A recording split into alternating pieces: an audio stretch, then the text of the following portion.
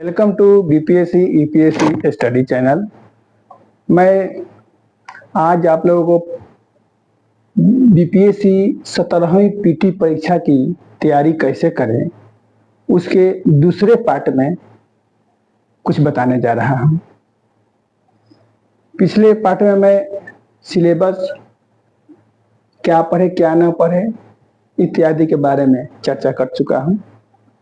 इस दूसरे पार्ट में मैं यह बताने जा रहा हूं कि जो इसका सिलेबस है उसको किस प्रकार 50 दिन में पूर्ण रूप से कवर किया जाए ताकि हम बीपीएससी की पीटी परीक्षा में पास हो सके। तो 50 दिन हम लोगों के पास बचा है, यानी आप जोड़िएगा तो 50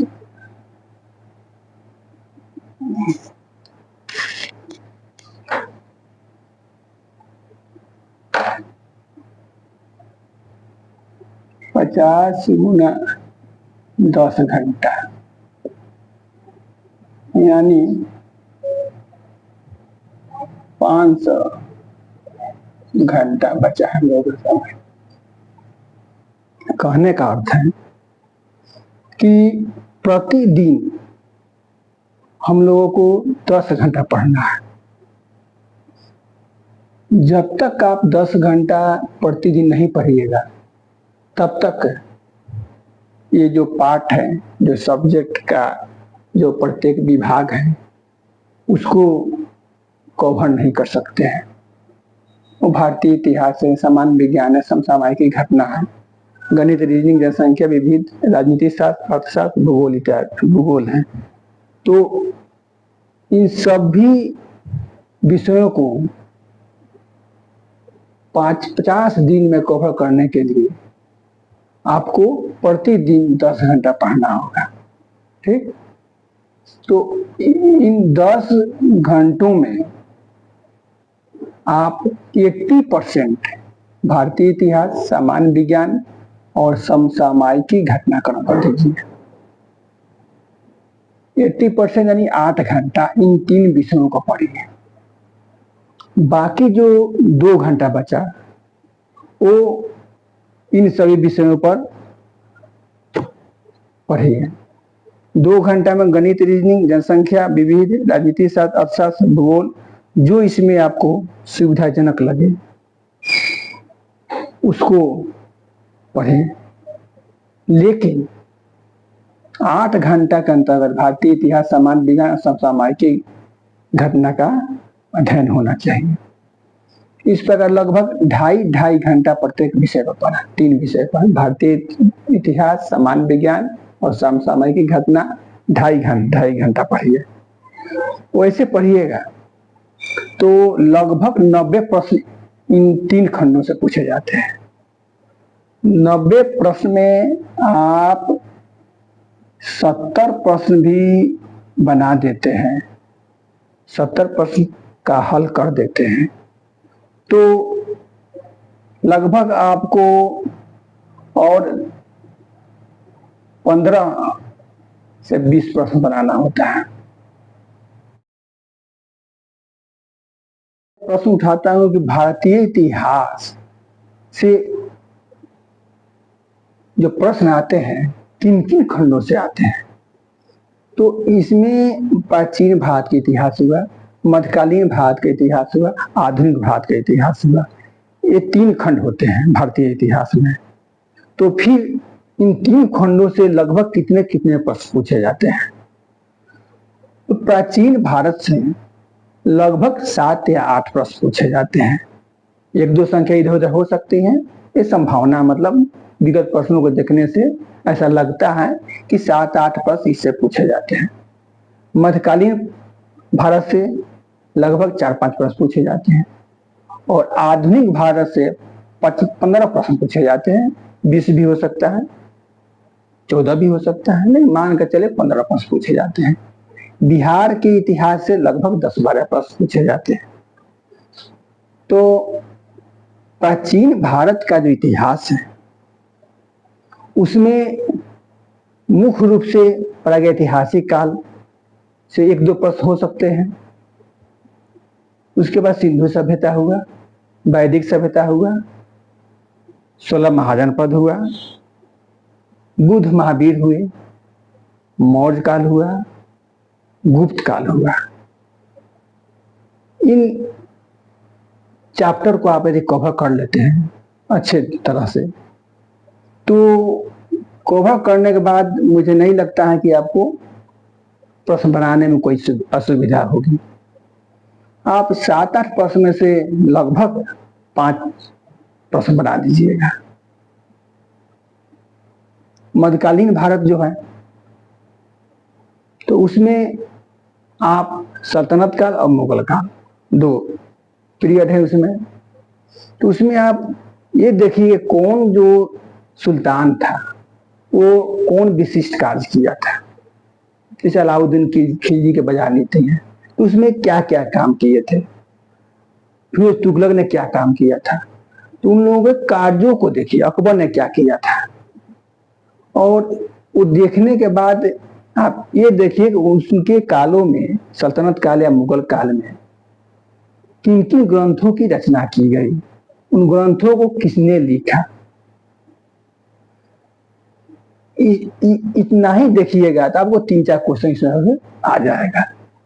आधुनिक भारत का जो इतिहास है, तो इसमें 1757 से 1857 और 1857 से 1885, यानी हम इसको वैसे बोल सकते हैं। यहाँ पर देखिए 3 पार्टें बांटी है इसको।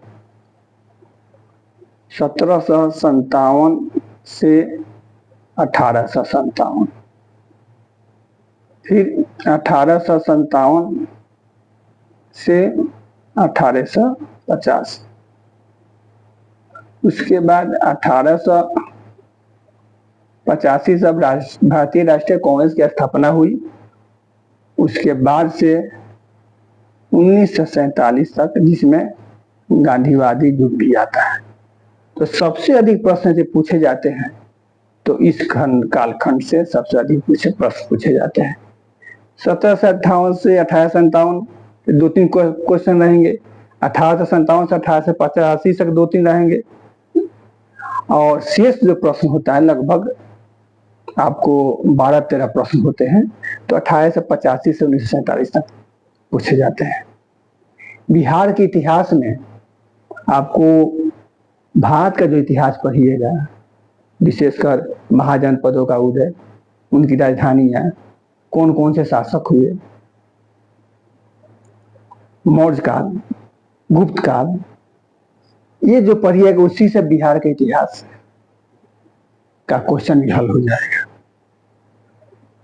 हाँ, प्रागैतिहासिक काल में बिहार में जो पूरा पाषाण काल था, मध्यपाषाण काल था, नवपाषाण काल था, उनसे संबंधित जिन जिन स्थलों की प्राप्ति हुई है बिहार की भूमि पर, उनका अवलोकन करना जरूरी होता है। आपको मध्यकालीन बिहार में लगभग शेरशाह सूर्य पर ध्यान देना होगा, या बिहार के उन गवर्नर का, यानी कि जो जैसे सल्तनत काल में जो अलाउद्दीन खिलजी थे, मोहम्मद बिन तुगलक थे, इन लोगों के समय में बिहार के साथ कैसा संबंध रहा था। इल्तुतमिश आए, उसके काल में बिहार के साथ कैसा संबंध रहा था, ये सब बातों पर ध्यान दीजिएगा, तो मध्यकालीन बिहार का प्रश्न हल हो जाएगा। और आधुनिक बिहार जो आपको पढ़ना है, उस पर आपको विशेष फोकस देना होगा। आधुनिक बिहार से ही अधिकांश प्रश्न पूछे जाते हैं, और इसके लिए आपको मैं बताऊंगा कि क्या पढ़ना है। बिहार के जो आधुनिक इतिहास हुआ, वो बिहार के निर्माण के बाद से, यानी 1912 के बाद से आपको अधिक जोर देना होगा। जैसे असहयोग आंदोलन में बिहार की भूमिका, सविनय अवज्ञा आंदोलन में बिहार की भूमिका, भारत छोड़ो आंदोलन में बिहार की भूमिका, बिहार के किसान आंदोलन, इन सब बातों पर आपको ध्यान देना होगा। तो ये सारी बातें भारतीय इतिहास के अंतर्गत आ जाती हैं। सामान्य विज्ञान के अंतर्गत जहां तक बात है, तो भौतिक विज्ञान, रसायन विज्ञान और जीव विज्ञान, 3 विषय इसमें शामिल होते हैं। रसायन विज्ञान की महत्ता पहले कम थी, लेकिन अब इससे भी 10 प्रश्न पूछे जा रहे हैं। तो भौतिक विज्ञान, रसायन विज्ञान, जीव विज्ञान, बेसिक जानकारी आपको होनी चाहिए। यानी कि इसमें जैसे मात्रक, जो दूरी के मात्रक क्या है, इसके अलावा इसमें गति, विस्थापन, घूर्णन गति, न्यूटन के नियम, इसके अलावा जो प्रकाश हुआ, दर्पण हुआ, चुंबकत्व हुआ, विद्युत हुआ, इस सब के बारे में जानकारी रखनी आवश्यक है। गुरुत्वाकर्षण हुआ। जीव विज्ञान में आपको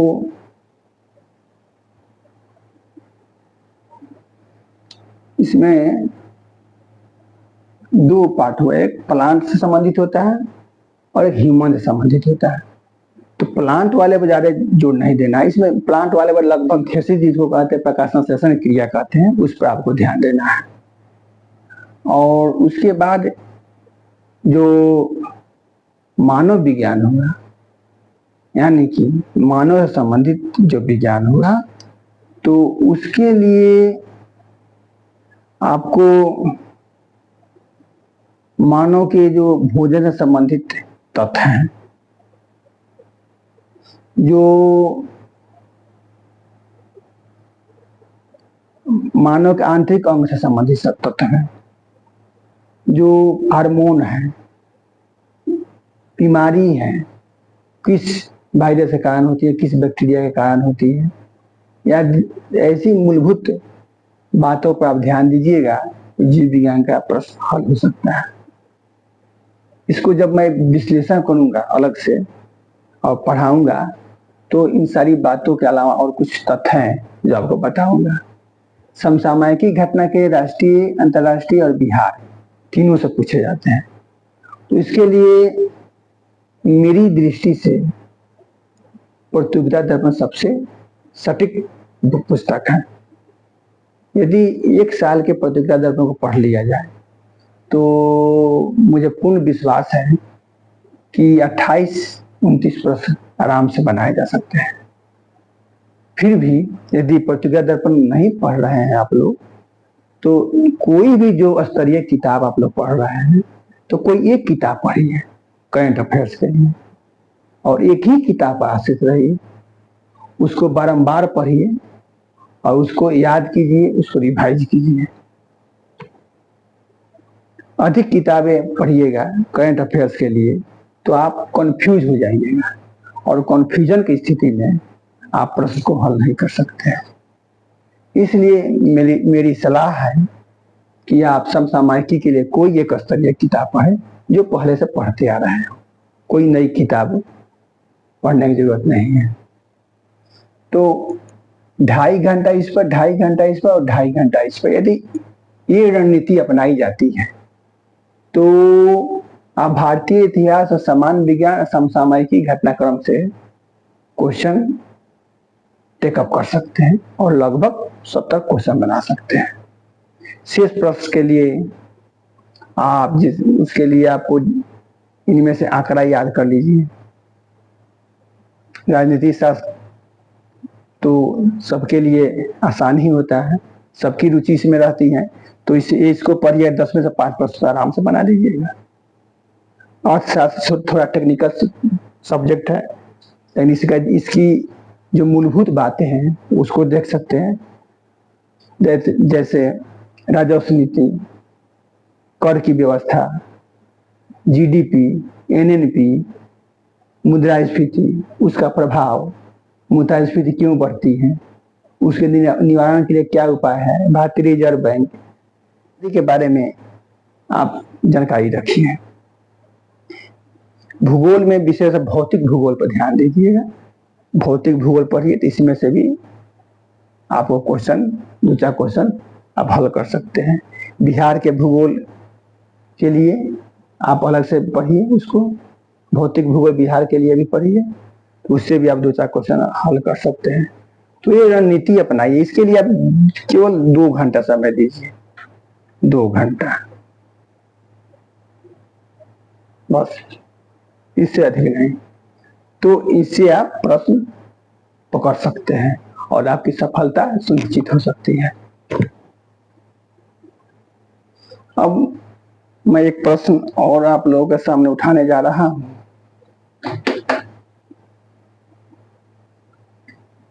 कि जो परीक्षा भवन है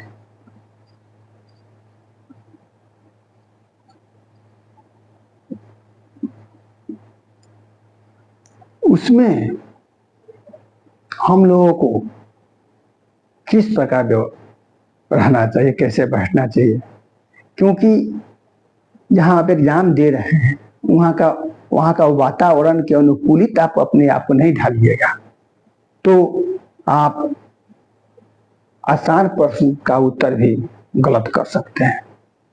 इसलिए समय पे पहुंचिए, आप समय से कुछ पहले पहुंच जाइए और वातावरण के अनुकूल अपने आप को ढाल लीजिए। बिल्कुल तनाव में नहीं रहना है, बिल्कुल शांतचित्त रहिए और परीक्षा भवन में जो पेपर मिले उसको अच्छी तरह से पढ़िए। आप 2 रणनीति अपनाइए। पेपर जो है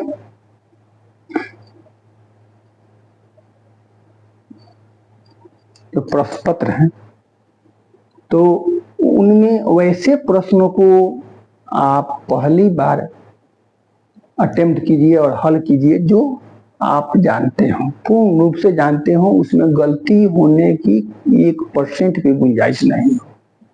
वैसे प्रश्न को आप पहले हल कीजिए। वैसे प्रश्न को हल करने के बाद आप द्वितीय रणनीति अपनाइए जिसको हम छटाई विधि कहते हैं, यानी छटनी कीजिए। इसमें जो विकल्प होते हैं A, B, C और D, ठीक। तो इसमें देखिए कौन कौन जो विकल्प है वो नहीं होगा। तो आपको प्रथम दृष्टि में ही लगेगा कि मान लीजिए ये विकल्प नहीं होगा और ये विकल्प नहीं होगा, A, D नहीं होगा। अब आप B, C में बच गए कि B, C में कौन होगा।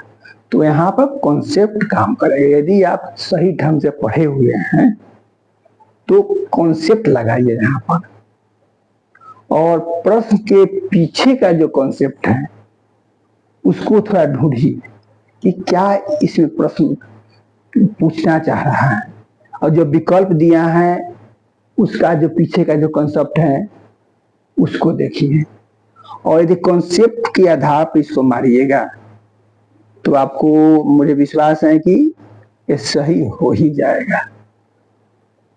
फिर भी यदि आप 2 छांट देते हैं, कॉन्सेप्ट आपको याद नहीं आ रहा है, कुछ समझ में नहीं आ रहा है, तो अटेम्प्ट कर सकते हैं। तो इसमें B या C में से किसी को भी मार सकते हैं तो 50% सही होने की आशा रहती है। तो यदि इस तकनीक को अपनाया जाए तो आपको बहुत लाभ होगा। और एक और बात मैं कहना चाहूंगा कि आसान क्वेश्चन को कभी गलत ना करें। जो भी प्रश्न आसान पूछा जाता है, कोई भी परीक्षा, उसमें कुछ प्रश्न ऐसे होते हैं जो आसान होते हैं, जिसको आसानी से बनाया जा सकता है, उसको सभी लोग जानते हैं। जैसे वीर कुंवर सिंह कहाँ के रहने वाले थे, सब लोग जानते हैं, आरा का, जगदीशपुर का। बिहार में 1857 की क्रांति में पटना का नेतृत्व कौन कर रहा था, सब लोग जानते हैं पीडब्ल्यू कर रहे थे। तो ये सब जो क्वेश्चन है, तो आसान प्रश्न जो पूछे जाते हैं उनकी जो उत्तर है कभी गलत ना करें। यदि आप हड़बड़ी में, घबराहट में आसान प्रश्नों का गलत उत्तर दे देते हैं तो आप समझिए कि रेस से बाहर हो गए। क्योंकि आसान प्रश्न ही होते हैं जो अधिकांश विद्यार्थी को रेस से बाहर कर देते हैं। जो टफ क्वेश्चन है उसमें सब लोग फंसता है, उसमें यदि गलती कर देते हैं तो ज्यादा हानि नहीं होगी, लेकिन आसान प्रश्न को आप गलती कर देते हैं तो बहुत बड़ी समस्या का सामना करना पड़ सकता है। इसलिए मेरी जो दृष्टि है, जो मेरा दृष्टिकोण है, उसके अनुसार आप आसान प्रश्न को बिल्कुल शांतिपूर्वक हल कीजिए। इसीलिए आपसे मैं बोला कि जो पहले आप जानते हो उन प्रश्नों को पहली बार हल कीजिए, उसके बाद दूसरा का जो दूसरी विधि है उसको अपनाइए। यदि इस तरह आप पढ़ते हैं और पढ़कर परीक्षा भवन में एग्जाम सेंटर पहुंचकर शांतिपूर्वक आप परीक्षा देते हैं तो मुझे पूर्ण विश्वास है कि आप सफल होंगे ही। सफलता आपकी सुनिश्चित होगी। अब मैं अगले पार्ट में भारतीय इतिहास का जो प्राचीन भाग है, यानी प्राचीन भारतीय इतिहास है, उसके बारे में बताऊंगा और प्रयास करूंगा कि संक्षेप में कॉन्सेप्ट और फैक्ट के साथ मुख्य चैप्टर को कवर करूं। जो इम्पोर्टेंट चैप्टर है उसको कवर करूं और इसमें से जो 7-8 प्रश्न पूछे जाते हैं तो उसमें से मैं प्रयास करूंगा कि आपका जो आंसर देने की जो गति है उसमें आप 5-6 प्रश्न दे सकें। 5-6 प्रश्न दे दीजिएगा तो बहुत अच्छी बात है। Thank you.